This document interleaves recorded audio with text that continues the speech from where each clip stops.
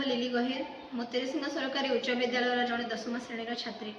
मोर नाम डली भगवती तेरेसिंगा सरकारी उच्च विद्यालय 10मा श्रेणी जड़े छात्री।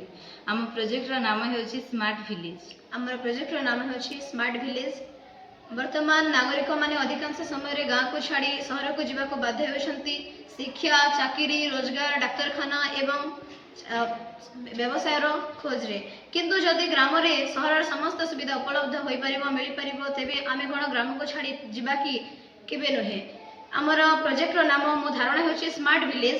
जदि जो एक स्मार्ट विलेज जो कि आधुनिक शिक्षा स्वास्थ्य रोजगार डिजिटल जोगाजोग सुचित्र परिवेश एवं समस्त उन्नत कृषि आदि उपलब्ध थी गाँ परी हृदय एवं मूल्यबोध सहर समस्त सुविधा उपलब्ध थी। आम स्वप्न होगा उचित जे आम गाँ को छाड़ी जीवा नुहे आम गाँ को उन्नत कर गढ़ी उठा। वर्तमान विषय हूँ समस्त लोक सहर रहा अधिक पसंद कर गाँव में नुहे। द्वारा यही समस्या सृष्टि होची आजिकल अधिकांश लोक गाँ छाड़ी सहर को चली जाउछंती जद्वारा ग्राम शून्य हो पड़ुछि एवं गाँव ग्रामीण अर्थनीति दुर्बल हो पड़ुछि। सहर में अत्यधिक जनसंख्या बेकारी एवं घर भड़ा समस्या आदि असुविधा सृष्टि होछि।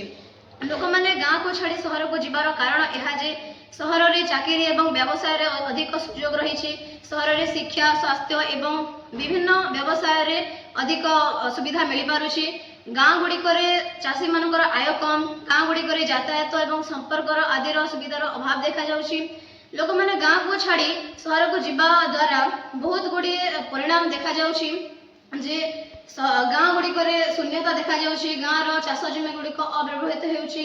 गाँव में थिबा अर्थनीति दुर्बल हो पड़ुछि एवं सहर में अतिरिक्त जनसंख्या जोगु घर पानी एवं यातायात आदि समस्या सब सृष्टि होछि। गाँ एवं सहर मध्य असमता अधिक बढ़ी जाउछि एवं गाँव परंपरा संस्कृति आ ग्रामीण जीवन शैली धीरे धीरे ह्रास पाउछि। कि कौन कले गाँ छाड़ी लोक मैंने सहराभिमुखी हेबे नाही। यार समाधान गुड़िक है गाँव में चाकरी व्यवसाय सुजोग वृद्धि करने सरकारी एवं बेसरकारी संस्था गुड़िक मिसिकी गोटे छोट एवं मझोली शिल्प बा स्मॉल गाँव रे चाकरी रे सुजोग वृद्धि सरकारी एवं बेसरकारी संस्था गुड़िक मिसिकी गोटे छोट गाँटी रे गोटे छोट शिल्प किंबा मध्यम धरणर जो स्मॉल स्केल इंडस्ट्रीज गुड़िक गठन करने द्वारा लोक मैंने गाँ को छाड़ी सहराभिमुखी हेबे नाही। द्वितीय रही कृषि को लाभजनक करने कृषि रे चाषी मानक भल दाम एवं नवीन चाष पद्धति जोगाई देवा आवश्यक। यह ग्रामीण अर्थनीति को सुदृढ़ एवं शक्तिशाली करिबो। तृतीय रे शिक्षा एवं चिकित्सा पद्धति को गाँव में पहुँचाइबा जेते मध्य गाँ गुड़िक उत्तम धरणर स्कूल कॉलेज एवं हॉस्पिटल स्थापन करने आवश्यक।